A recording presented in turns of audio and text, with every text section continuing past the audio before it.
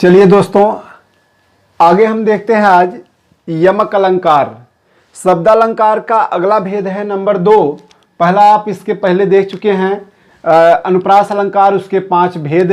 अगर ना देखे हो तो नीचे डिस्क्रिप्शन में आपको लिंक मिल जाएगा, वहां पर जाके आप देख सकते हैं पूरा। और उसके देखने बाद अगला आप देखिएगा, कहा गया दूसरा यमक अलंकार। इसमें परिभाषा क्या बताया गया? इसका परिभाषा है जहां पर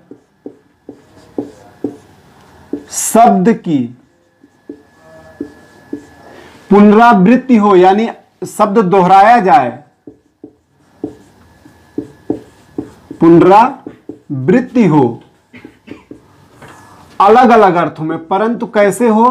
परंतु अलग अलग अर्थ में, अलग अलग अर्थ में पुनरावृत्ति हो। ध्यान देना, जहां पर शब्द की पुनरावृत्ति माने दोहराया जाए, लेकिन कैसे? अलग अलग अर्थ में दोहराया जाए, वहां पर यमक अलंकार होता है। एकदम आसान परिभाषा, आप कक्षा 6 से पढ़ते चले आए हैं इसे। उदाहरण केवल आपको विशेष ध्यान देना, पहचानना है। कैसे? देखिए, लिखा गया पहला, जेते तुम तारे तेते नभ में ना तारे हैं।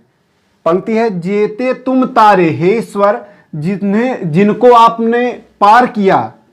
यहां तारे शब्द 2 बार आया, लेकिन दोनों को 2 अर्थ है। शब्द की पुनरावृत्ति हुई लेकिन अलग अलग अर्थ में। पहले तारे का अर्थ है मोक्ष, पहले तारे का अर्थ क्या है? मोक्ष प्राप्त कराना। और दूसरा तारे का अर्थ है नक्षत्र, नक्षत्र। तो यहां देखिए, एक ही शब्द की आवृत्ति हुई लेकिन दोनों के अलग अलग अर्थ हैं, इसलिए कौन सा अलंकार? यमक अलंकार। एक जगत प्रसिद्ध उदाहरण आप पढ़े होंगे, कनक कनक ते सौगुनी मादकता अधिकाय।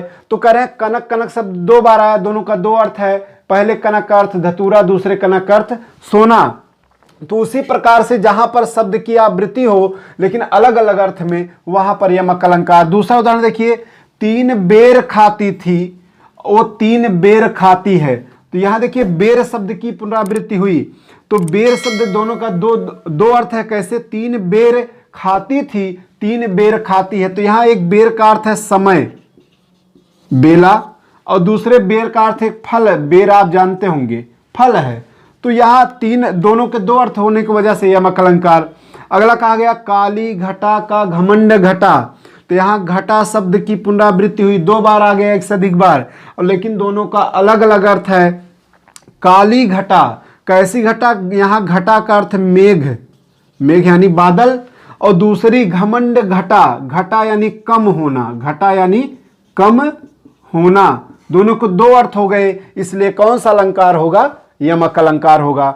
अगला उदाहरण देखिए, लिखा है मित्रों, उर्मिला उर्मिला अब विदा करो, यह समय नहीं है रोने का। यहां उर्मिला शब्द 2 बार आया, लेकिन दोनों के 2 अर्थ हैं। कैसे? लक्ष्मण, पहला है उर्मिला, लक्ष्मण के पत्नी का नाम, लक्ष्मण के पत्नी का नाम, पत्नी का नाम है। और दूसरे उर्मिला का अर्थ होता है हृदय से लगाना, हृदय से लगाना। लक्ष्मण अपने पत्नी से कहते हैं कि हे उर्मिला, हृदय से लगाकर उर्मिला, देखिए लिखा है उर्मिला, उर माने हृदय और मिला माने लगाना। हृदय से लगाकर अब हमें विदा करो, यह रोने का समय नहीं है। यहां उर्मिला शब्द का 2 अर्थ हो गया, इसलिए यहां कौन सा अलंकार होगा? यमक अलंकार। और अगला देखिए, अगला लिखा है, अगला उदाहरण लिखा है, सजना है मुझे सजना के लिए। यहां सजना शब्द 2 बार आया, लेकिन दोनों के 2 अर्थ हैं। कैसे? सजना है, सजना माने तैयार होना या श्रृंगार करना कह सकते हैं, श्रृंगार करना। पहला सजना का अर्थ हो गया श्रृंगार करना। मुझे सजना के लिए, दूसरा सजना यानी कह सकते हैं प्रेमी, या कह सकते हैं पति, पति कह सकते हैं, या प्रेमी। तो यहां देखिए, दोनों के 2 अर्थ हैं। सजना है मुझे सजना के लिए, पहला सजना का अर्थ श्रृंगार करना, दूसरा सजना यानी पति या प्रेमी, इसलिए यहां कौन सा अलंकार होगा? यमक अलंकार। बहुत ही आसान है, आप केवल ध्यान दीजिएगा, जहां भी पद में एक ही शब्द 1 से अधिक बार आए लेकिन उसका अर्थ कैसे हो? अलग अलग हो, एक ही अर्थ ना हो, तो वहां पर आपका यमक अलंकार हो जाएगा। उसी प्रकार से यहाँ आपको उदाहरण इतने बता दिए गए हैं जो परीक्षाओं में बार बार पूछे जा चुके हैं, वही उदाहरण यहाँ रखे गए हैं। आप ध्यान दीजिएगा उदाहरणों को, हो सकता है आपकी परीक्षा में इन्हीं में से कोई एक उदाहरण रहे, इसलिए उदाहरण को विशेष ध्यान दीजिएगा कौन सा उदाहरण है, किस अलंकार में है। तो बस यमक अलंकार में इतना ही है। अगर कोई भी आपको संदेह हो इसमें तो उसे कमेंट जरूर करके बताइए, संदेह को दूर किया जाएगा।